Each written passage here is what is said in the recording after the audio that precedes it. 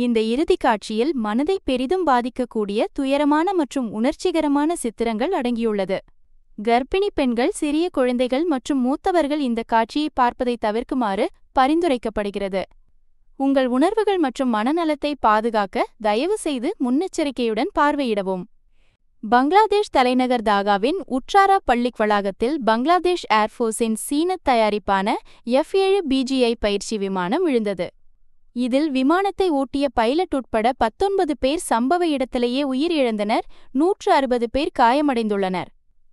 பாதிக்கப்பட்டோரில் பெரும்பாலானோர் மாணவர்கள். இதுவரை தாகாவில் நிகழ்ந்த மிகவும் பரிதாபமான விமான விபத்து இது என்று ஊடகங்கள் குறிப்பிட்டுள்ளன. பங்களாதேஷ் பிரதமர் முகமது யூனுஸ் தீவிர விசாரணையை தொடங்கியுள்ளதாக உறுதி செய்து உரைத்துள்ளார்.